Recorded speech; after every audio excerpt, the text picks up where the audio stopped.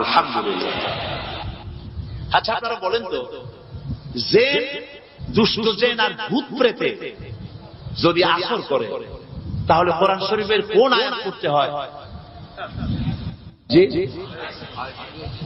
ওলামারা বলেন আয়াতুল কুরসি। কোনটা পড়তে হয় বলেন কোনটা?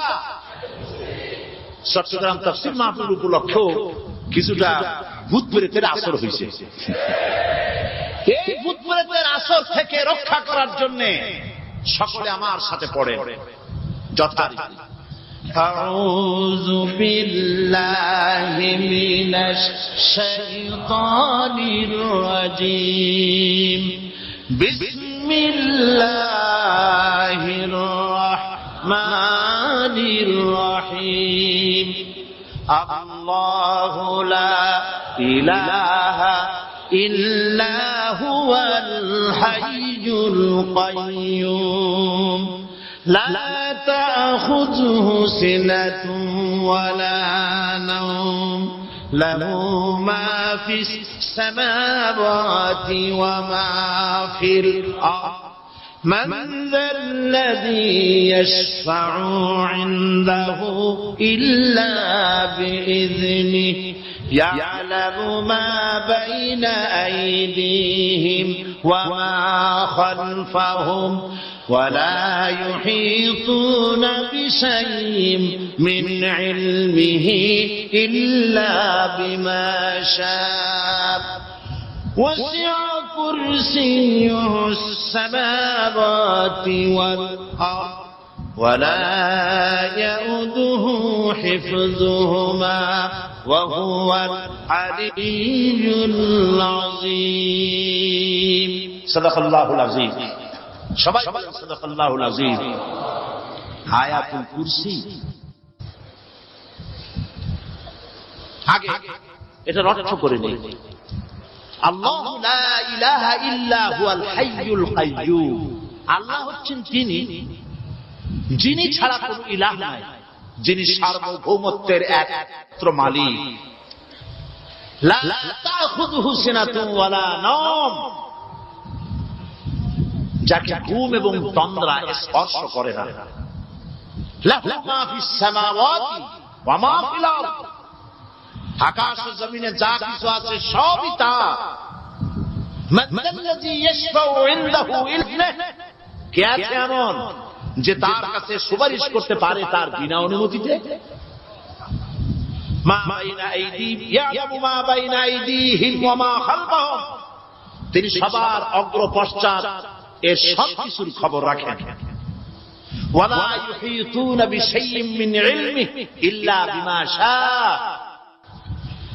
তার জ্ঞাত বিষয়ের কিছুই মানুষ নিজেদের আয়ত্তে আনতে পারে না। অবশ্য আল্লাহ যদি কাউকে কিছু দিতে চান, ওয়াসি'a কুরসিয়্যুহু সামাওয়াতি ওয়াল আরদ, তার একচ্ছত্র ক্ষমতা এবং কর্তৃত্ব আকাশ এবং জমিনকে পরিব্যাপ্ত করে রেখেছে। ওয়ালা ইয়াউদুহু হিফযুহুমা ওয়া হুয়াল আলিয়্যুল আযীম, আর আকাশ এবং পৃথিবীর রক্ষণাবেক্ষণ করতে গিয়ে আল্লাহ পাক মোটেই ক্লান্তি বোধ করেন না, আর তিনি হচ্ছেন এক মহান শ্রেষ্ঠতম সত্তা। বলি সাদাকাল্লাহুল আযীম। আয়াতুল কুরসি, এই আয়াতটি আয়াতুল কুরসি হিসেবে পরিচিত। কি নামে পরিচিত? আয়াতুল কুরসি। এখানে মহান আল্লাহ পাকের এমন সব পূর্ণাঙ্গ পরিচিতি পেশ করা হয়েছে যার নজির গোটা কোরআন শরীফে নাই। সুবহানাল্লাহ।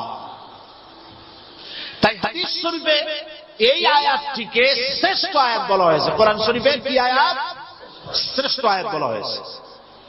আমরা প্রত্যেকটি ফরজ নামাজের পরে এই আয়াতে কারিমা পড়ে থাকি, ঠিক কিনা বলেন? আল্লাহ বলেন প্রত্যেক ফরজ নামাজের পরে আয়াতুল কুরসি যে ব্যক্তি পাঠ করবে, কিয়ামতের দিন আল্লাহ রাব্বুল আলামিন ওই ব্যক্তির ব্যাপারে সিদ্ধান্ত নেবেন, আল্লাহ তাকে জান্নাত দান করে দিবেন।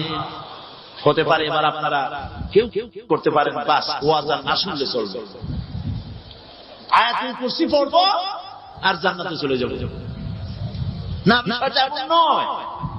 বিষয়টা হচ্ছে আয়াতুল কুরসির মধ্যে এমন কিছু কথা আছে যা বুঝে যদি পড়ে আর আমল করে আল্লাহ পাক কিয়ামতের সিদ্ধান্ত নেবেন, জান্নাত দিয়ে দিবেন। সুবহানাল্লাহ, বলেন সুবহানাল্লাহ। এর কারণ হলো আয়াতুল কুরসির মধ্যে আল্লাহ পাক সার্বভৌমত্বের কথা বলেছেন। আমরা স্লোগান দেই সব সমস্যার সমাধান। ও মাশাআল্লাহ, চট্টগ্রামের সবাই বোধহয় এই পরিচিত স্লোগানটা জানেন না। জবাব তা আপনারা জবাব দিতে পারলেন না কেন? সব সমস্যার সমাধান দেন স্লোগান আপনারাই।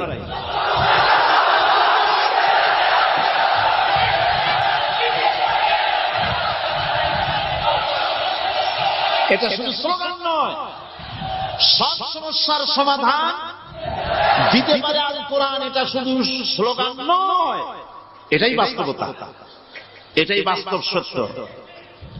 আয়াতুল কুরসির মধ্যে রয়েছে একটি জটিল সমস্যার সমাধান, যাকে সহজ কথায় বলা যায় গদি সমস্যার সমাধান। কুরসি মানে হলো গদি। আজকাল গদি নিয়ে কি হচ্ছে টের পাচ্ছে না ভাই? এই গদি নিয়ে টানাটানি হচ্ছে পৃথিবীর সর্বত্র। সার্বভৌমত্বের মালিক কে হবে?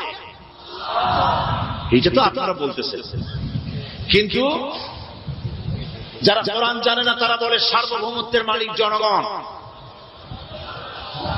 দেখেন না, ওরা বলে সকল ক্ষমতার উৎস জনগণ। কারা বলে? নেতা নেত্রীরা বলেন সকল ক্ষমতার উৎস উৎস জনগণ। এই কথাটা হলো আসলে ভোটারদেরকে পাম্পট্টি দেওয়া, আপনাদেরকে ফুলাইয়া ডানলপ টায়ার বানানো। আপনারা খুব খুশি হবেন সমস্ত ক্ষমতার উৎস তাহলে আমরা। আরে বাবারা, তোমরা সকল ক্ষমতার উৎস যার পেট ভরা ময়লা, নাকের মধ্যে ছাতা, দাঁতে ছাতা, তুমি হবা সকল ক্ষমতার উৎস। ক্ষমতার ঠেলায় একটা সাপ দেখলে ভয়তে সিট হয়ে পড়ো, সাইকেলের টায়ার বাস্ট হইলে হাট হাট করে। সকল ক্ষমতার উৎস, সকল ক্ষমতার উৎস জনগণ। এই কথা বলা কবিরা গুনাহ, এই কথা বিশ্বাস করা হারাম, এই কথা বিশ্বাস করা শিরক। কারণ সকল ক্ষমতার উৎস জনগণ এই কথা যদি বলা হয় তাহলে কোরআনে কারীমের সাথে কন্ট্রাডিকশন হয়, সাংঘর্ষিক। আল্লাহ পাক কি বলেছেন? আল্লাহ পাক বলেছেন আন্নাল কুওয়াতা লিল্লাহি জামিআ। বলে আন্নাল কুওয়াতা লিল্লাহি জামিআ। আমার আল্লাহ রাব্বুল আলামিন বলেন জেনে রাখো নিঃসন্দেহে সকল ক্ষমতার উৎস কেবলমাত্র আল্লাহ রাব্বুল আলামিন। সকল ক্ষমতার উৎস কে? জোরে বলেন আল্লাহ, আল্লাহ, আল্লাহ। তিনি একমাত্র সকল ক্ষমতার উৎস। কোরআন আয়াতুল কুরসি আল্লাহ কোরআনে নাযিল করে সার্বভৌমত্বের মালিক কে হবে সমস্যার সমাধান করে দিলেন। রাসূল করিম সাল্লাল্লাহু আলাইহি ওয়াসাল্লাম মানুষের সার্বভৌমত্ব খতম করে মদিনায় আল্লাহর সার্বভৌমত্ব কায়েম করে তিনি একটি রাষ্ট্র কায়েম করলেন। মদিনা রাষ্ট্রের সার্বভৌমত্বের মালিক কে ছিলেন? আল্লাহ। জোরে বলেন কে ছিলেন? আল্লাহ। মানুষ তখন দেখতে পেল খোদাই সার্বভৌমত্বের ভিত্তিতে যে রাষ্ট্র গঠন হয় সেই রাষ্ট্র মানবতার জন্য কত কল্যাণকর হয়। সুবহানাল্লাহ বিহামদিহি। আয়াতুল কুরসিতে বলা হলো যে সার্বভৌমত্বের মালিক এই ক্ষমতা, এই ক্ষমতাটাকে আরবিতে বলা হয় উলুহিয়ত। এই ক্ষমতাকে সার্বভৌমত্বের ক্ষমতাটাকে আরবিতে কি বলা হয়? উলুহিয়ত। আর যার হাতে এই ক্ষমতাটা থাকে তাহলে বলে ইলাহ, তাকে কি বলা হয়? আল্লাহ রাব্বুল আলামিন আয়াতুল কুরসির শুরুতে এই কথাটাই বলে দিলেন, আল্লাহু লা ইলাহা ইল্লা হুয়াল হাইয়ুল কাইয়্যুম। আল্লাহ হচ্ছেন তিনি যিনি ছাড়া কোনো ইলাহ নাই। তার মানে হলো সার্বভৌমত্বের একচ্ছত্র মালিকানা কার হাতে? চিৎকার দিয়ে বলুন, আল্লাহ রাব্বুল আলামিনের হাতে। সার্বভৌমত্বের এই ক্ষমতা হস্তান্তরযোগ্য নয়। আর সার্বভৌমত্বের মালিক যিনি হবেন তার শুরু থাকবে না, শেষও থাকবে না। এই কোয়ালিটি কার মধ্যে আছে? আল্লাহ পাক। আল্লাহ পাক বললেন তিনি হচ্ছেন আল হাই আল কাইয়্যুম।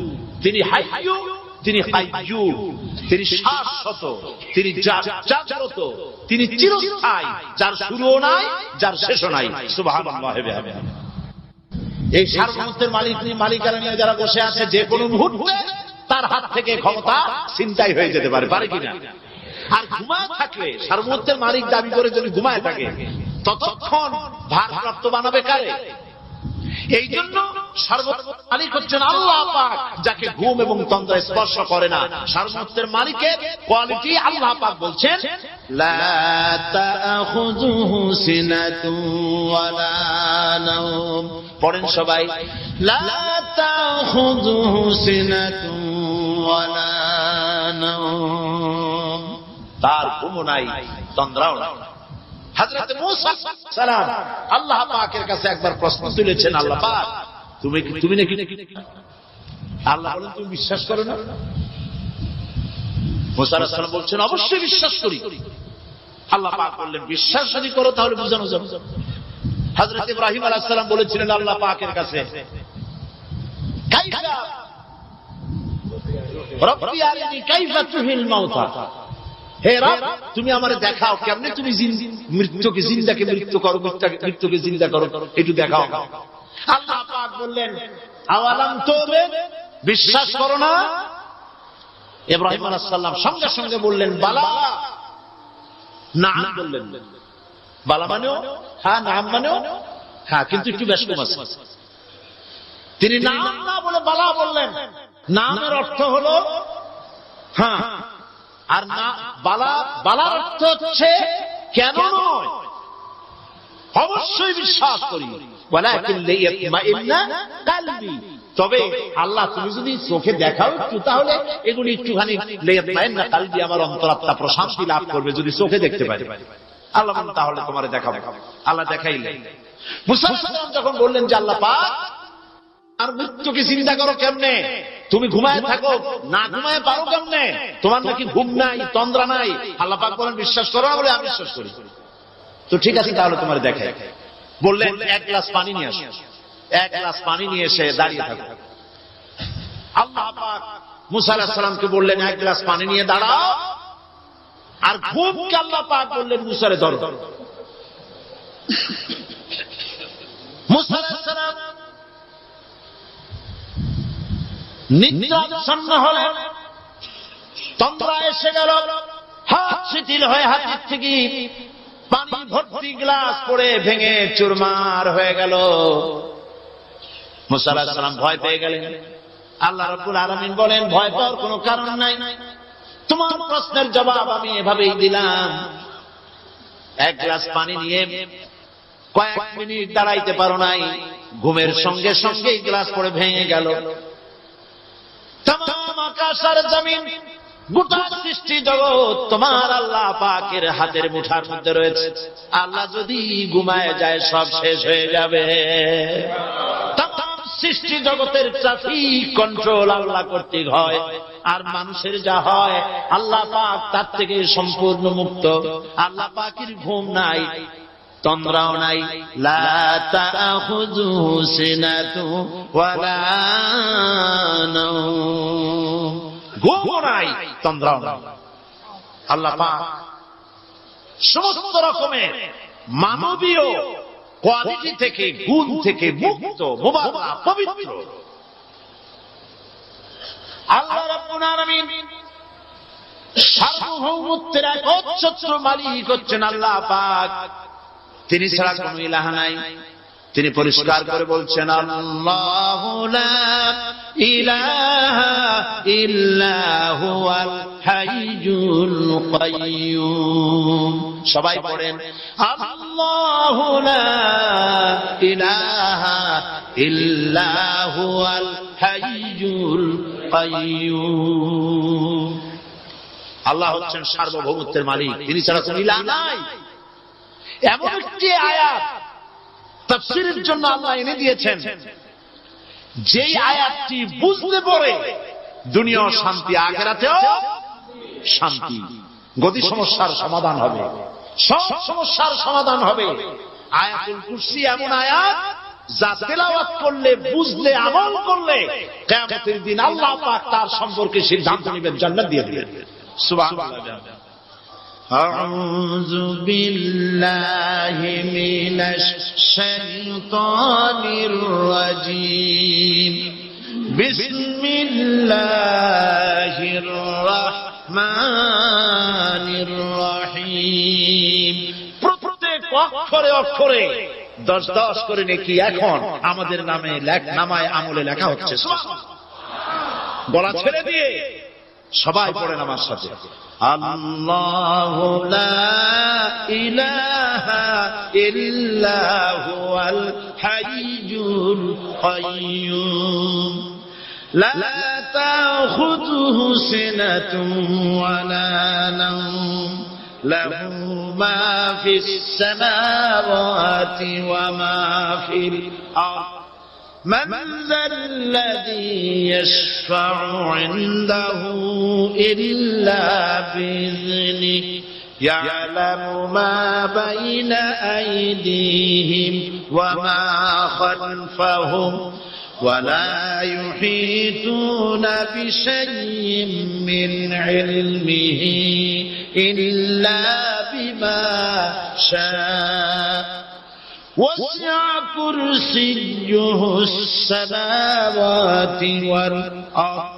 ولا يؤوده حفظهما وهو العلي العظيم صدق الله العظيم।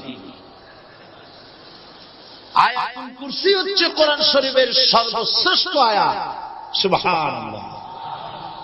রাসূল বলেছেন আয়াতুল কুরসি হচ্ছে কোরআনে কারীমের সর্বশ্রেষ্ঠ আয়াত এবং আল্লাহ পাকের তাওহীদের ব্যাপারে, সার্বভৌমত্বের ব্যাপারে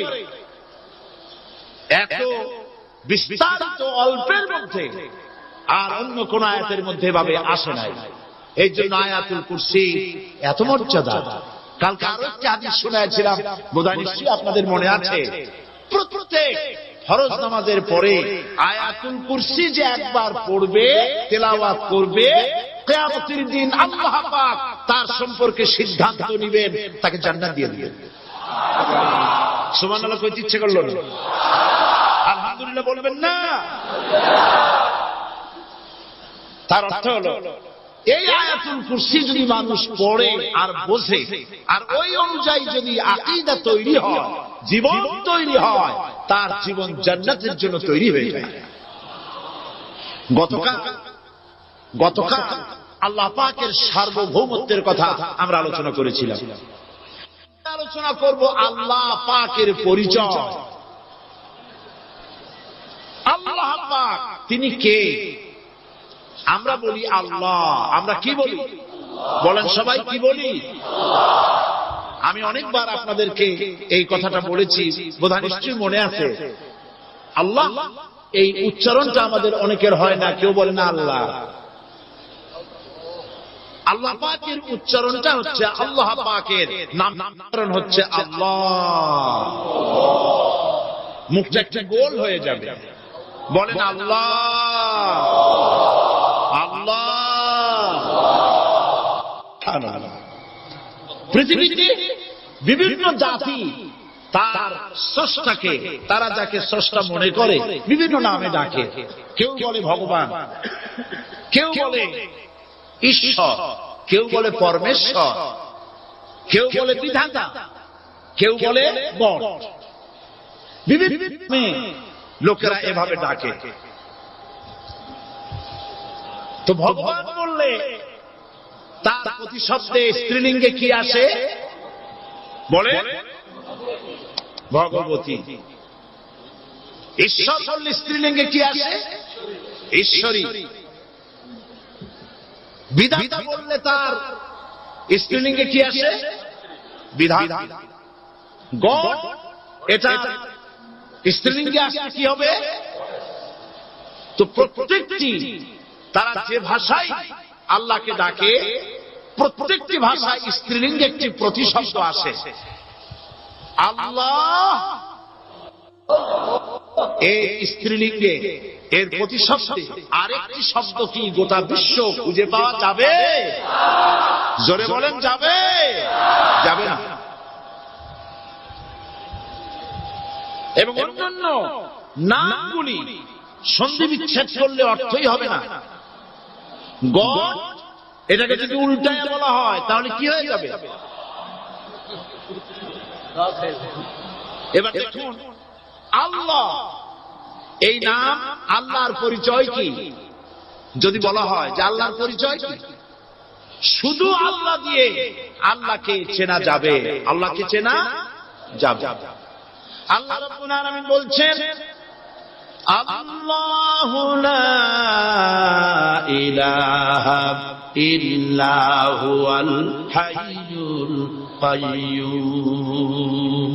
আল্লাহ হচ্ছেন তিনি যিনি ছাড়া কোনো ইলাহ নাই, মাবুদ নাই, উপাস্য নাই। সুবহানাল্লাহ। এখন আল্লাহর যদি প্রথম একটা অক্ষর আলিফ ছেড়ে দেওয়া হয় তাহলে থাকবে কি? লিল্লাহ। এই লিল্লাহ দিয়েও কেউ যদি আল্লাহর পরিচয় পেতে চায় তাহলে পেয়ে যাবে। আল্লাহ রাব্বুল আলামিন কোরআনে কারীমের ভিতরে শুধু লিল্লাহ দিয়েও আল্লাহকে চেনার ব্যবস্থা করেছেন। লিল্লাহি মা ফিস সামাওয়াতি ওয়া মা ফিল আরদ। আকাশ এবং জমিনের সার্বভৌমত্বের একচ্ছত্র মালিকানা কার? আল্লাহ পাকের। এখন লিল্লাহ থেকে একটা লাম ছেড়ে দেন, কি থাকে? লাম। এই লাহু দিয়েও আল্লাহর পরিচয় পাওয়া যাবে, যাবে না? কোরআন বলছে, লাহু মাকালিদুস সামাওয়াতি ওয়াল আরদি ইউবসিতুর রিজকা লিমান ইয়াশা। আকাশ এবং জমিনের রিজকের চাবিকাঠি আল্লাহ পাকের কাছে, যারে খুশি তিনি পর্যাপ্ত রিজক তিনি দান করেন। সুবহানাল্লাহ। এবার লাহুর লাম ছেড়ে দেন, থাকবে কি? একটা অক্ষর। এই একটি অক্ষর দিয়ে আল্লাহ পাকের চেনা যাবে। ইন্নাহু হুয়াল গফুরুর রহিম। তিনি হচ্ছেন মহা ক্ষমাশীল, দয়াবান। আল্লাহর পরিচয় আল্লাহকে দিয়েই জানা যায়। আল্লাহর পরিচয় হচ্ছে তিনি এই আকাশ সৃষ্টি করেছেন, এই জমিন সৃষ্টি করেছেন, মানব গোষ্ঠীকে সৃষ্টি করেছেন। আকাশের স্রষ্টাকে, জমিনের স্রষ্টাকে, মানুষের স্রষ্টাকে আল্লাহ পাক। দেখুন, আল্লাহ পাক আকাশের স্রষ্টা, জমিনের স্রষ্টা, মানুষের স্রষ্টা। এই কথাকে ভুলিয়ে দেওয়ার জন্য, এই কথাটিকে ভুলিয়ে দেওয়ার জন্য আল্লাহকে অস্বীকার করছে এক শ্রেণীর লোকেরা। তারা বলছে দেয়ার ইজ নো গড, স্রষ্টা বলতে কেউ নাই। Unseen is nothing. আল্লাহ পাক কোরআনকে বোঝার জন্য, আল্লাহকে চেনার জন্য ব্যবস্থা করেছেন। ওরা বলছে কি আনসিন ইজ নাথিং, যা দেখা যায় না সেটা কিছুই, সেটা বিশ্বাস করি না। তো আল্লাহর যখন রং নাই, গন্ধ নাই, তাকে বিশ্বাস করি কেমনে? বলে নাউজুবিল্লাহি মিন যালিক। আরে ভাই, তোমরা তো এমন বহু জিনিস আছে যা না দেখে বিশ্বাস করো। আপনারা কি বাতাস দেখেছেন? বিশ্বাস করেন কিনা? বিশ্বাস করেন কিনা? আপনারা কি ইথার দেখেছেন? বিশ্বাস করেন কিনা? ফুলের গন্ধ দেখেছেন কিন্তু বিশ্বাস করেন কিনা? মাধ্যাকর্ষণ শক্তি, ল অফ গ্রাভিটেশন আপনারা চোখে দেখেছেন? বিশ্বাস করেন কিনা? অনেক জিনিস এমন আছে যা আমরা চোখে দেখি না কিন্তু বিশ্বাস করি। হযরত ইমাম আবু হানিফা রাহমাতুল্লাহ আলাইহির সাথে এক নাস্তিকের বহস হলো। স্থান এবং তারিখ নির্ধারণ করা হলো। ইমাম সাহেব দেরি করে আসলেন।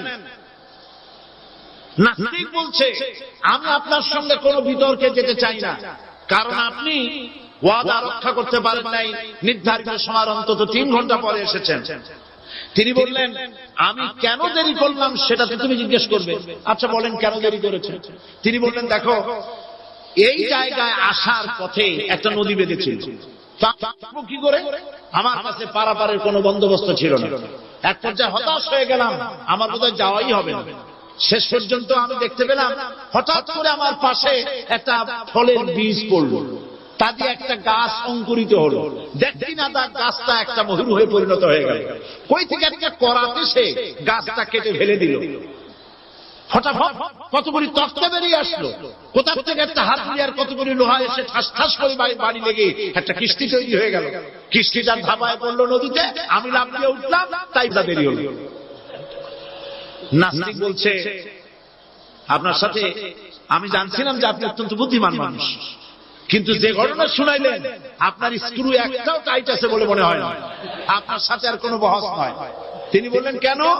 কই বহস না, আপনি বলছেন যে এইরকম একটা গাছ চারা হয়ে গেল, সাথে সাথে বিনা মিস্ত্রিতে গাছটা কাটলো, তারপর এইটা দিয়ে তক্তা হলো, লোহা আসলো, হাতুড়ি হইলো, বিনা মিস্ত্রিতে কিস্তি তৈরি হয়ে গেল, নৌকা এটা পড়লো নদীতে, আর বিনা মাঝিতে আপনি পার হয়ে আসতেন। এটা কি আদৌ সম্ভব? ইমাম আবু হানিফা রাহমাতুল্লাহ আলাইহি বলছেন, তোমার সাথে আমি কোন কিতাব দিয়ে ঝগড়া করব না, কোন কিতাব দিয়ে আমি তোমার সাথে বহস করব না। এই একটি দৃষ্টান্ত তোমার জন্য যথেষ্ট। একটা মিস্ত্রি ছাড়া যদি একটা কিস্তি তৈরি না হতে পারে, একটা গাছ কেটে তক্তা যদি না হতে পারে, এই বিশাল আকাশ, এই বিশাল জমিন, আর তোমার মতো এরকম একটা সুন্দর মানুষ বিনা মিস্ত্রিতে বিনা স্রষ্টায় তৈরি হলো কেমনে? এক কথায় নাস্তিক বলছে, আমার জীবনের ভুল ধরা পড়ছে। নাস্তিক বলছে, জীবনের ভুল ধরা পড়েছে, আমি মুসলমান হয়ে গেলাম। লা ইলাহা ইল্লাল্লাহু মুহাম্মাদুর রাসূলুল্লাহ। জোরে পড়েন, লা ইলাহা লা ইলাহা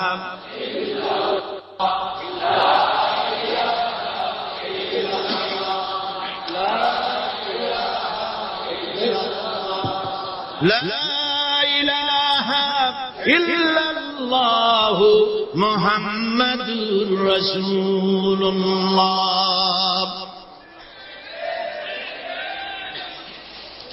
আল্লাহ পাক বলছেন, আমি আদম, আমি দাউদ এবং সুলাইমানকে জ্ঞান দান করেছি, ইব্রাহিমকে জ্ঞান দান করেছি। কোরআন শরীফের বহু জায়গায় শুধু জ্ঞানের কথাই বলা হয়েছে। সুবহানাল্লাহ। সুতরাং বুদ্ধিজীবী, এই বুদ্ধিজীবীরা তারা আসল জ্ঞানটা নাই। আসল জ্ঞান কোনটা বলেন? কোনটা?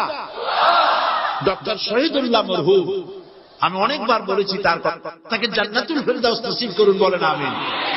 ডক্টর শহীদুল্লাহ মরহুম বলতেন তার লোকদেরকে যে তোমরা বিদেশ থেকে অনেক ডিগ্রি নামের আগে আনতে পারো, তোমরা পণ্ডিত, একথা আমি স্বীকার করি, কিন্তু কোরআন শরীফের জ্ঞান যদি না থাকে তাহলে পণ্ডিতের আগে আর একটা শব্দ বসবে, মূর্খ পণ্ডিত। কোরআনের জ্ঞান পাণ্ডিত্যকে পরিপূর্ণ করে দেয়, কারণ ওয়ামা উতীতুম মিনাল ইলমি ইল্লা কালিলা। সুবহানাল্লাহ। আল্লাহ পাক বলছেন, তোমাদেরকে সামান্যতম জ্ঞান দান করেছি। কতটুকু জ্ঞান? কতটুকু? সামান্যতম জ্ঞান দান করেছি। সুতরাং আল্লাহ পাক কোরআনের মধ্যে তার নিজের পরিচয় ছোট্ট একটি সূরার মধ্যে ব্যাপক আকারে বলে দিয়েছে। কি? কুল হুয়াল্লাহু আহাদ। সবাই পড়েন আমার সাথে, কুল হুয়াল্লাহু আহাদ আল্লাহুস সামাদ লাম ইয়ালিদ ওয়া লাম ইউলাদ ওয়া লাম ইয়াকুল লাহু কুফুয়ান আহাদ। আল্লাহ পাক বলেন, আল্লাহ এক এবং একক, তিনি কারো মুখাপেক্ষী নন, তিনি কাউকে জন্ম দেন নাই, তাকেও কেউ জন্ম দেয়নি। আকাশ আর জমিনে আল্লাহর সমকক্ষ কেউ নাই। সুবহানাল্লাহ। তাকে কেউ জন্ম দেয়নি, তিনিও কাউকে জন্ম দেননি। তিনি এক, তিনি ছিলেন, তিনি আছেন, তিনি থাকবেন। তার শুরুও নাই, তার শেষও নাই। সুবহানাল্লাহ। এই আল্লাহ রাব্বুল আলামিন তার পরিচয় আয়াতুল কুরসি সার্বভৌমত্বের পরিচয় দিয়েছে, আল্লাহর পরিচয় দিয়েছে। আল্লাহ তিনি খালিক। মানব সৃষ্টি এবং পৃথিবীর সৃষ্টি ইতিহাস থাকলে মানুষের যদি কিসমত ভালো থাকে তাহলে আল্লাহর সান্নিধ্য, আল্লাহর অস্তিত্ব সম্পর্কে জ্ঞান তাকে আল্লাহ পাক দান করে দেন। সুবহানাল্লাহ। পৃথিবী সৃষ্টির ব্যাপারে বুদ্ধিজীবীরা কি বলছেন দেখুন। পৃথিবী সৃষ্টির ব্যাপারে বিজ্ঞানীরা বলছেন যে এই পৃথিবী এরকম ছিল না, তো কি রকম ছিল? এইটা সূর্যের পাশ থেকে একটা উজ্জ্বল শক্তিশালী জ্যোতিষ্ক দারুণ ফোর্স নিয়ে যাচ্ছিল। সেই ফোর্স সহ্য করতে না পেরে সূর্যের একটি দুর্বলতম অংশ সূর্য থেকে ছিটকে মহাশূন্যে পড়ে গেল, আর ঘুরতে ঘুরতে এই পৃথিবীর অস্তিত্ব লাভ করল। বিজ্ঞানের এই কথা যদি বিশ্বাস করতে হয় তাহলে আমাকে বলতে হয় এখন তো মানুষেরা আর পৃথিবীতে ধরছে না, ঠিক কিনা? কথা বলছেন না কেন? মানুষ পৃথিবীতে এখন ধরতেছে। বিভিন্ন দেশ খালি বলতেছে মানুষ কমাও, সন্তান কমাও, বিভিন্ন পদ্ধতি গ্রহণ করো, আর মানুষ বাড়াইও না। আল্লাহ পাক বলছেন আল্লাহু লা ইলাহা ইল্লা হুয়াল হাইয়ুল কাইয়্যুম। আল্লাহ হচ্ছেন তিনি যিনি ছাড়া কোনো ইলাহ নাই। লা ইলাহা ইল্লা হু, তিনি ছাড়া কোনো ইলাহ নাই, সার্বভৌমত্বের মালিক কেউ নাই। এই যে লা ইলাহা, কোন ইলাহ নাই, আমরা কালেমার মধ্যে এই কথাটা বলি। আমাদের কালেমায়ে তাইয়্যিবা আমরা কি উচ্চারণ করি? লা ইলাহা ইল্লাল্লাহু মুহাম্মাদুর রাসূলুল্লাহ। জোরে পড়েন লা ইলাহা ইল্লাল্লাহ, লা ইলাহা ইল্লাল্লাহু মুহাম্মাদুর রাসূলুল্লাহ। লা ইলাহা, কোন ইলাহ নাই। এই দাওয়াত দিয়েছেন দুনিয়ার সমস্ত পয়গম্বর। এটা কি শুধু রাসূলুল্লাহর দাওয়াত ছিল? সমস্ত নবীদের স্লোগান ছিল একটা। সমস্ত নবীদের স্লোগান ছিল কয়টা? সবাই বলুন, কি সেই স্লোগান? লা ইলাহা ইল্লাল্লাহ। কোরআন শরীফের ভিতরে ইলাহ শব্দ 147 বার এসেছে। লা ইলাহার অর্থ যদি এই হয় কোন উপাস্য নাই আল্লাহ ছাড়া, কোন মাবুদ নাই আল্লাহ ছাড়া, মুহাম্মদ সাল্লাল্লাহু আলাইহি ওয়াসাল্লাম আল্লাহর প্রেরিত রাসূল, তাহলে তো এত ঝঞ্ঝাট হওয়ার কথা ছিল না। আপনারা বলেন, নবীরা যখনই এই দাওয়াত দিয়েছেন লা ইলাহা ইল্লাল্লাহ, তখন সংঘর্ষ হয়েছে কিনা?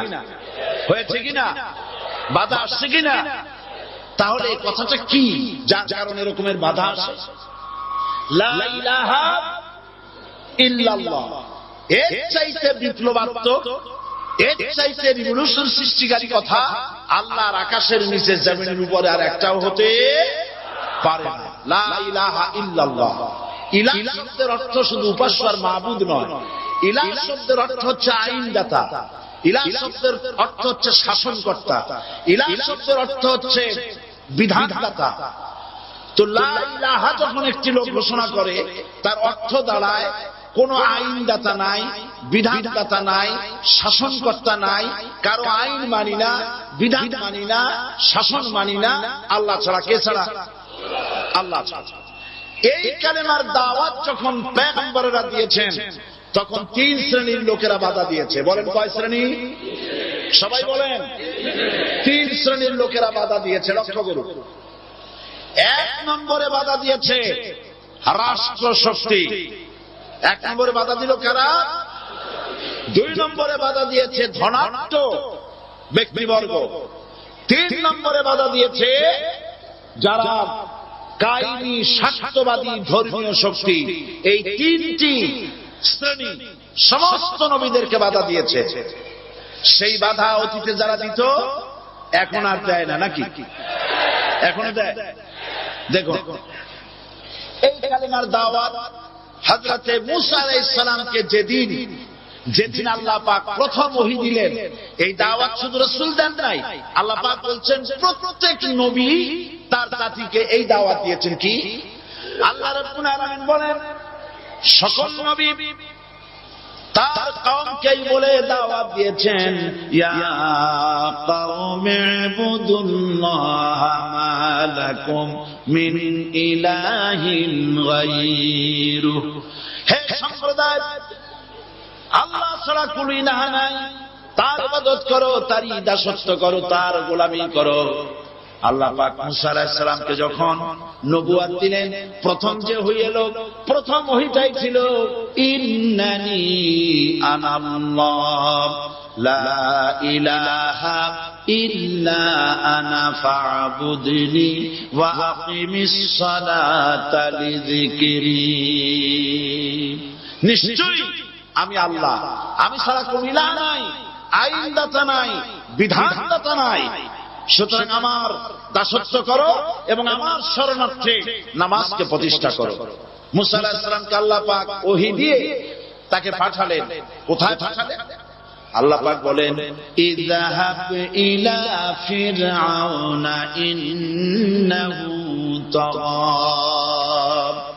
গোটা কওম নাফরমান, আল্লাহর আইন কেউ মানছে না, গোটা কওমের কাছে না খাইয়া আল্লাহ পাক সর্বপ্রথম মূসা আলাইহিস সালামকে দাওয়াত নিয়ে কার কাছে পাঠালেন? ফেরাউনের কাছে। কারণ ফেরাউন হচ্ছে রাষ্ট্রশাসক। ফেরাউন কি? রাষ্ট্রশাসক। হযরত মূসা আলাইহিস সালাম ফেরাউনের কাছে গেলেন আর দাওয়াত দিলেন, ফেরাউন পড়ে নাও লা ইলাহা ইল্লাল্লাহ। একটি কথা আপনাদের মনে রাখতে হবে, দুনিয়ার কোন ফেরাউন, কোন নমরুদ, কোন সাদ্দাত, কোন হামান কেউ বলে নাই যে আমি আল্লাহ, আমি রাজ্জাক, আমি খালিক, আমি পৃথিবীর সৃষ্টি করেছি। কথা কেউ বলেছে? কেউ বলে নাই। কি বলেছে তারা? ফেরাউন বলেছে মা আলিমতু লাকুম মিন ইলাহিন গায়রি, আমি তো জানি না আমি ছাড়া আরো কোন ইলাহ আছে, এ কথা আমার জানা নাই, সুতরাং আমি হচ্ছি ইলাহ আর তুমি বলছো লা ইলাহা। তার মানে হচ্ছে ওই সময় পয়গম্বরেরা, আল্লাহ নবীর সাহাবীরা তারা জানতেন যে আমরা কিসের দাওয়াত দেই, আর যারা শুনতো তারাও বুঝতো কিসের দাওয়াত শুনতেছি। আজ আমার দেশে একই কালেমার দাওয়াত দেওয়া হয়, কিন্তু মানুষেরা বুঝতে পারে না কি শুনতেছি। ভাষা জানার ব্যাপারে, বোঝার ব্যাপারে হলো আসল বিষয়। এটা বুঝাতে গিয়ে আমি মাঝে মধ্যে একটা দৃষ্টান্ত দেই এভাবে। একজনের একটা রেশনের দোকান ছিল, সেই দোকানে তার একটা ময়না পাখি ছিল। আর ময়না পাখিকে কথা শেখানো যায় সেটা তো আপনারা জানেন। জি, ময়নাকে শিখাইছে যে লাইন করুন, এক এক করে আসুন। ময়নাই কথা শিখেছে। সকালবেলায় যখন রেশনের দোকানে ভিড় পড়ে গেছে, তখন ওই পাখি খাঁচার মধ্যে বসে বলছে লাইন করুন, এক এক করে আসুন। একদিন খাঁচার দরজা খোলা পেয়ে পাখি উড়ে গিয়ে গাছের ডালে বসেছে। আশেপাশে যত পাখি ছিল তারা চিন্তা করলো এই রকমের পাখি তো কখনো দেখি নাই। ময়না তো দেখতে কাকের মতো না, শালিকের মতো না, দেখতে একটা ভিন্ন রকম। ওরা এসে চতুর্দিক থেকে এই নবান্ত, এই যে নতুন এসেছে, ওরে ঠোকরানো শুরু করেছে চতুর্দিক থেকে।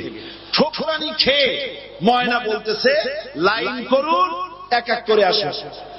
এখন ময়না তো বোঝে না যে কি বলতেছি, আর যে পাখিরা ঠোকরাচ্ছে তারাও তো বোঝে না যে কি শুনতেছি। ময়না যদি বুঝতো যে আমি কি বলি, সবাই মিলে ঠোকরায়, তাই জান পাচ্ছে না। লাইন করে ঠোকরাইলে তো বলতে যাবে, সব করে রোডে চলে যাবে, বুঝে না। আমাদের অবস্থা তাই হয়েছে। সুতরাং এই কালেমার দাওয়াত যখন হযরতে মূসা আলাইহিস সালাম দিলেন, ফেরাউন বলল আমি তো জানি না যে আমি ছাড়া আরো কোন ইলাহ আছে, আইনদাতা তো আমি, তুমি নতুন কোথার থেকে আইনদাতা নিয়ে আসছো। ফেরাউন বলছে দেখো আমারে বাদ দিয়া যদি অন্য কাউকে ইলাহ বলে তুমি মানো আর সেই শিক্ষা নিজের জাতিকে দাও, তাহলে আমি তোমাকে ধরে লাআজআলান্নাকা মিনাল মাসজুনিন, আমি তোমাকে কারারুদ্ধ করব, আমি তোমাকে জেলখানায় ঢুকিয়ে দেব। রাষ্ট্রশক্তি প্রথম বাধা দিল কারা? বলেন সবাই। সেই বাধা কি ওখানে শেষ হয়েছে না এখনো আছে? আছে কিনা জোরে বলেন। আমি তোমাকে জেলখানায় ঢুকাবো। হযরত মুসা আলাইহিস সালাম বলেন ফেরাউনের, জেলের ভয় আমি করি না, আমার কি জেলের ভয় দেখায় লাভ নাই, আমি আল্লাহ পাকের পয়গম্বর হযরত মুসা আলাইহিস সালাম। ফেরাউনের দলবল আছে, লোক লস্কর আছে, তার অস্ত্রের অভাব নাই। আল্লাহ রাব্বুল আলামিন মুসা আলাইহিস সালামের কাছে একটা অস্ত্র দিয়ে দিলেন। দিছিলেন কিনা? দিছিলেন কিনা? আল্লাহ পাক হযরত মুসা কে বলেছেন, ওয়া মা তিলকা বিয়ামিনিকা ইয়া মুসা, মুসা রে তোমার হাতে ওটা কি? মুসা আলাইহিস সালাম বললেন এটা লাঠি। আল্লাহ পাক বললেন ফেলে দাও লাঠি। লাঠি ফালায় দিলেন। কি হয়ে গেল? হিয়া হাইয়াতুন তাসআ, লাঠি হয়ে গেল। এখন লাঠি পড়ে সাপ হয়ে গেল। সাপ দেখে নবী হোক, ওলি হোক, সাহাবী হোক আর আলেম হোক, সাপ দেখলে ভয় করে না মানুষের? মুসা আলাইহিস সালাম ভয় পেয়েছে। আল্লাহ রাব্বুল আলামিন হযরত মুসাকে শোনায় দিলেন, খুযহা ওয়া লা তাখাফ সানুঈদুহা সিরাতাহাল উলা,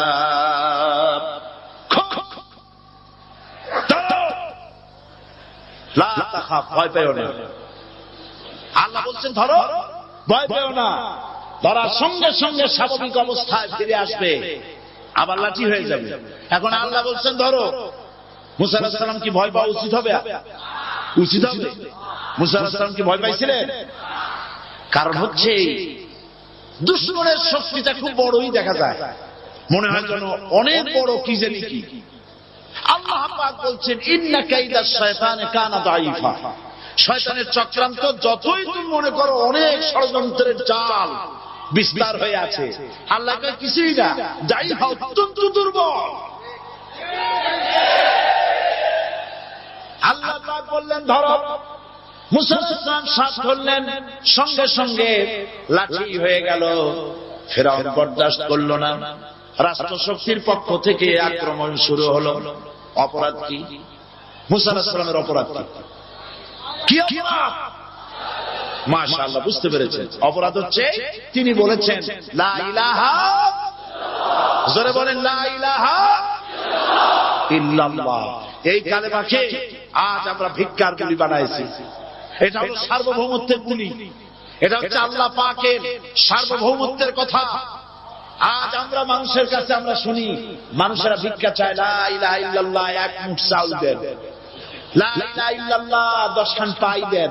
এই হচ্ছে কালেমার জিকির। আবার কেউ কেউ জিকির করতেছে লা ইলাহা আস্তে, ইল্লাল্লাহ জোরে, এবং জোরে কলব সাফ করে, কলবটাতে থাকলেও পারে গেলেও পারে। এই কালেমা জাত এর আঘাত পয়গম্বররা মেরেছেন। হযরত মুসা আলাইহিস সালাম যখন বলেছেন লা ইলাহা ইল্লাল্লাহ, এই ধাক্কা ফেরাউন বরদাস্ত করতে পারে নাই। দরিয়া নীলের ভিতরে আল্লাহ পাক ডুবাই শেষ করে দিয়েছেন, দেন নাই? হযরত মুসা আলাইহিস সালাম তার উম্মতেরা দরিয়ার পাশে বসে দ্বীনি কথাবার্তা বলতেছেন। এমন সময় ফেরাউন, তার শত্রু হচ্ছে মুসা আলাইহিস সালাম। শত্রু কেন? মুসা কি ফেরাউনের পাকা ধানে মই দিয়েছে নাকি? বলেন আপনারা। তার হালের গরু পিটায় মারছে নাকি? অপরাধ হলো তিনি আল্লাহর জমিনে আল্লাহর আইন প্রতিষ্ঠার কথা বলেছেন। এই শুধুমাত্র এই অপরাধে ফেরাউন তার দলবল নিয়ে 3 দিক থেকে আক্রমণ করেছে। মুসা আলাইহিস সালামের উম্মতেরা ভয় পেয়ে গেছেন। তারা বলছেন ইন্না লামুদরাকুন, আমরা পাকড়াও হয়ে গেছি। 3 দিকে সারাশি আক্রমণ, 3 দিকে শত্রু, একদিকে দরিয়া, পালাবার রাস্তা আছে? হযরত মুসা আলাইহিস সালাম ভয় পেয়ে গেলেন, সারেন্ডার করলেন না। হযরত মুসা আলাইহিস সালাম বললেন, কাল্লা, কখনো নয়, ভয় পাওয়ার কোনো কারণ নাই। রব্বি সায়াহদিন, অবশ্যই আমার রব আমার জন্য রাস্তা করে দিবে, ভয় পাও না, আমার রব রাস্তা করে দিবে। আল্লাহ রাব্বুল আলামিন হযরত মুসা আলাইহিস সালামকে অর্ডার করলেন, হাতের লাঠি দিয়া দরিয়ার উপরে আঘাত করো। হযরত মুসা আলাইহিস সালাম দরিয়ার উপর আঘাত করলেন। রাস্তা ছিল দরকার একটা, এক বাড়িতে আল্লাহর হুকুমে লাঠি দিয়ে একটি আঘাত করার সঙ্গে সঙ্গে হযরত মুসা তার সঙ্গী সাথী দরিয়া পার হওয়ার জন্য দরিয়ার মধ্যে দিয়ে আল্লাহ 12টা রাস্তা পয়দা করে দিলেন। সে আল্লাহ আছে না নাই? এত রাস্তা বলেন কেন? ভয় পাওয়ার কারণ আছে? রাষ্ট্র শক্তি বাধা দিয়েছে সমস্ত নবীদেরকে। কেন? নবীদের চরিত্র খারাপ? জোরে বলে, নবীদের চরিত্র খারাপ?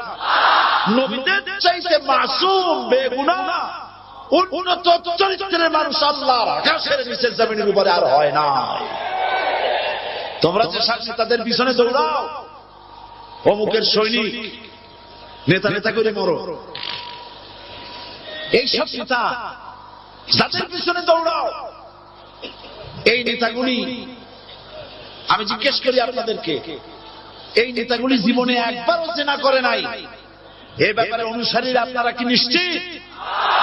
মিথ্যা কথা জীবনেও কয় নাই, প্রতারণা করে নাই, ঠাট্টা করে নাই, বিদ্রুপ করে নাই, মদ খায় নাই, মানুষ হত্যা করে নাই। কিসের নেতা? নেতা হচ্ছেন সেই ব্যক্তি যিনি বলেছেন, ও আমার স্ত্রীরা, ও আমার সাহাবীরা, রাতের আধারে আমার মধ্যে যা আচরণ দেখতে পাও, দিনের আলোতে আমার মধ্যে যা দেখতে পাও, সবগুলি খুলে খুলে মানুষের কাছে বলে দাও। তার নাম বিশ্বনবী মুহাম্মদ রাসূলুল্লাহ সাল্লাল্লাহু আলাইহি ওয়াসাল্লাম।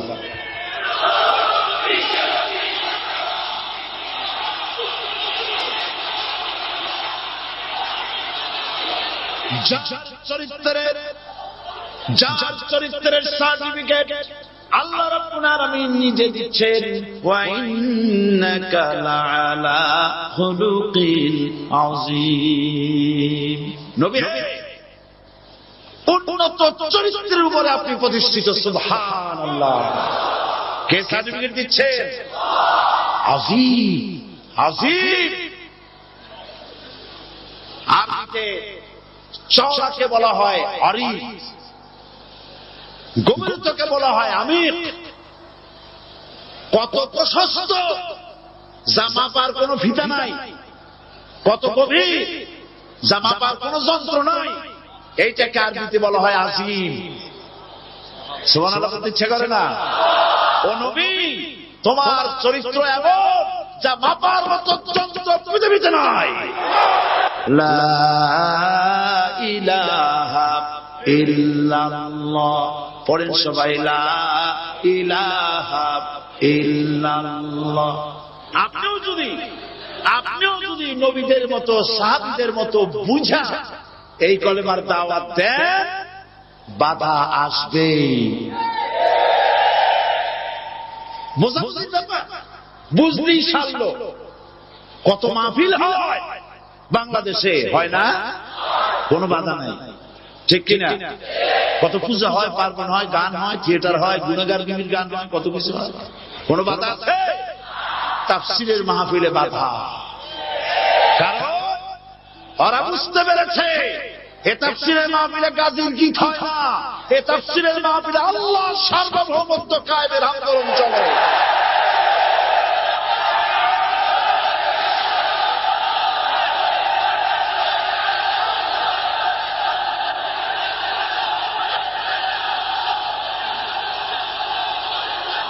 বিশ্বকবি আল্লামা ইকবাল কি সুন্দর করে বলেছেন, আজ ভি হো जो इब्राहिम का ईमान पैदा आप कर सकती है एक अंदाजे गुलिस्ता पैदा। ইব্রাহিমের ঈমান যদি আজও কোথাও হয় বিদ্যমান, করতে পারেন অগ্নিকুণ্ডে খুবসুরত এক গুলিস্তান। এখনো যদি ইব্রাহিমের সন্তানদেরকে আগুনের মধ্যে ফেলে দেওয়া হয়, আর ইব্রাহিম নাম যদি থাকে, আগুনকে ফুলের বাগান বানাবার ক্ষমতা আল্লাহর আছে। চিরকাল আল্লাহ পাক এই কালেমাকে দিয়েছেন আল্লাহর সার্বভৌমত্বকে প্রতিষ্ঠা করার জন্য। আয়াতুল কুরসি শুধু পড়ে বুকে ফু দেওয়ার জন্য নয়, পড়ে আল্লাহু লা ইলাহা ইল্লা হুয়াল হাইয়ুল কাইয়্যুম। দুনিয়ার সমস্ত পয়গম্বর অত্যাচারিত হলেন, শুধু তাই নয়, বিশ্ব নবী আখিরি জামানার পয়গম্বর নবী মুহাম্মদ রাসূলুল্লাহ সাল্লাল্লাহু আলাইহি ওয়াসাল্লাম জাতির কাছে আসলেন। তিনি এসে বললেন, ইয়া আইয়ুহান নাস কুলু লা ইলাহা ইল্লাল্লাহ। প্রথম দাওয়াত শুনছেন তো? রাসূলুল্লাহ বলছেন, ও জাতি, আমার রাসূল তো মক্কার রাসূল না শুধু, মদিনার রাসূল না শুধু, আর ভাষাভাষীদের রাসূল না শুধু, আমার নবী কি নবী? চিল্লায় বলেন। তাই তিনি বলেছেন, ও বিশ্বের মানবতা, বিশ্বের মানব গোষ্ঠী, যদি মুক্তি পেতে চাও, নাজাত পেতে চাও, উচ্চারণ করো, বিশ্বাস করো, আমল করো, বলো লা ইলাহা ইল্লাল্লাহ। জোরে পড়েন, লা ইলাহা ইল্লাল্লাহ, লা ইলাহা ইল্লাল্লাহ মুহাম্মাদুর রাসূলুল্লাহ।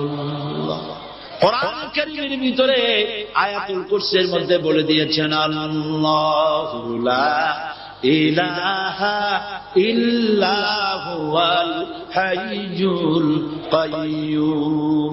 প্রাণ খুলে সবাই পড়েন, বসা মানুষ, দাঁড়ানো মানুষ। আল্লাহু লা ইলাহা ইল্লা হুয়াল হাইয়ুল কাইয়্যুম। আল্লাহ রাব্বুল আলামিন, তিনি ছাড়া কোনো ইলাহ নাই, তিনি সার্বভৌমত্বের মালিক কেউ নাই আল্লাহ ছাড়া। এই কথা মানুষকে ঘোষণা করতে হবে। সুবহানাল্লাহ ওয়ালহামদুলিল্লাহ লা ইলাহা ইল্লাল্লাহ, সুবহানাল্লাহ ওয়ালহামদুলিল্লাহ লা ইলাহা ইল্লাল্লাহ, সুবহানাল্লাহ ওয়ালহামদুলিল্লাহ লা ইলাহা ইল্লাল্লাহ, লা ইলাহা ইল্লাল্লাহ মুহাম্মাদুর রাসূলুল্লাহ। আল্লাহুম্মা আমিন। রব্বানা যালামনা আনফুসানা ওয়া ইন লাম তাগফির লানা ওয়া তারহামনা লানাকুনান্না মিনাল খাসিরিন। সবাই পড়েন আমার সাথে, রব্বানা যালামনা আনফুসানা ওয়া ইন লাম তাগফির লানা ওয়া তারহামনা লানাকুনান্না মিনাল খাসিরিন। ربنا ظلمنا أنفسنا وإن لم تغفر لنا وترحمنا لنكونن من الخاسرين। আলোচনায় যদি কোনো ভুল হয়ে থাকে আল্লাহ দয়া করে মাফ করে দাও। রব্বুল আলামিন, আমাদের দোয়া দুরুদি জিকির আজকারে আমাদের আলোচনায় তুমি যে খুশি হয়েছো, যতটুকু তার সবটুকু বিশ্বনবী মুহাম্মাদুর রাসূলুল্লাহ সাল্লাল্লাহু আলাইহি ওয়াসাল্লামের রূহ মুবারকে পৌঁছায়া দাও। রব্বুল আলামিন, तमाम अंबियाए किराम, उलमाए मुतकद्दिमीन, उलमाए मुताखिरीन, सल्फ सालिहीन, যারা দুনিয়া থেকে মুমিন মুমিনাত বিদায় হয়ে গেল, আল্লাহ কবরগুলিকে জান্নাতের টুকরায় পরিণত করে দাও। রব্বুল আলামিন, এই লক্ষ লক্ষ মুসলমান নরনারী ভিক্ষুকের মতো তোমার দরবারে হাত তুলেছি। আল্লাহ গো, আমাদের মধ্য থেকে আমাদের মা বাপ যাদের দুনিয়া থেকে বিদায় হয়ে গেছে, আল্লাহ আমাদের মা বাপের কবরে সওয়াব পৌঁছায়া দাও। রব্বুল আলামিন, আত্মীয় স্বজন যদি বিদেশে থাকে, 2 মাস 6 মাস পর চিঠি দিয়া খোঁজ খবর পাওয়া যায়, প্রত্যেক দিন টেলিফোন করে খবর পাওয়া যায়, কিন্তু আমাদের মা বাপ যাদের মারা গেল, বছরের পর বছর, যুগের পর যুগ বিদায় হয়ে গেল, কোন হালতে আছে জানি না। আল্লাহ আমাদের মা বাপের কবরগুলি জান্নাতের টুকরায় পরিণত করে দাও। রব্বুল আলামিন, আমাদের আব্বা কত মহব্বত করতেন, কত কষ্ট করেছেন। আল্লাহ তাআলা আমাদেরকে লেখাপড়া শিখাবার জন্য কত কষ্ট করেছেন, মানুষ বানাবার জন্য কত কষ্ট করেছেন। আমাদের জন্য ঘর বাড়ি বানায়া জায়গা জমি কিনে রেখে সবগুলি থুয়ে খালি হাতে চলে গেছে বাবা। আল্লাহ আমাদের আব্বার রুহের পরে সওয়াব পৌঁছায়া দাও। রব্বুল আলামিন, এখন তো আর বাড়ি গেলে নাম ধরে কেউ ডাকে না। আল্লাহ, আমাদের আব্বা যত গুনাহ করেছি জানা অজানা, সমস্ত গুনাহগুলি আল্লাহ তুমি সাইয়্যাতগুলি হাসানাত দিয়া বদলাইয়া দাও। রব্বুল আলামিন, আমাদের জনম দুঃখিনী মা, আল্লাহ মা যা যে হারাইছে সেই বোঝে কি নিয়ামত তার চলে গেছে। আল্লাহ আমাদের মা যার বিদায় হয়ে গেছে, মায়ের কবরটাকে জান্নাতের টুকরায় পরিণত করে দাও। রব্বুল আলামিন, মায়ের পেটের ভিতরে বসে 10টা মাস ধরে মায়ের কষ্ট দিছি, তিনি ডেলিভারিতে কষ্ট করেছেন, 2-2.5 বছর বুকের দুধ খেয়ে কষ্ট দিয়েছি, পেশাব পায়খানা করে মায়ের কাপড় চোপড় নষ্ট করে দিয়েছে। মা বিরক্ত হন নাই, থাপ্পড় মারেন নাই, আছাড় দিয়া ফেলায় দেন নাই। আল্লাহ, মা যাদের মারা গেল বাবু, মায়ের কবরটাকে জান্নাতের টুকরা বানায়া দাও। রব্বির হামহুমা কামা রব্বায়ানি সগীরা। আমার ভাইরা, আমার মা বোনেরা করুণ ভাবে আল্লাহরে বলেন, রব্বির হামহুমা কামা রব্বায়ানি সগীরা, রব্বির হামহুমা কামা রব্বায়ানি সগীরা। রব্বানা তাকাব্বাল মিন্না ইন্নাকা আনতাস সামিউল আলিম وتب علينا إنك أنت التواب الرحيم. سبحان ربك رب العزة عما يصفون وسلام على المرسلين والحمد لله رب العالمين. واجعل آخر كلمة عند الموت لا إله إلا الله محمد رسول الله. السلام عليكم ورحمة الله.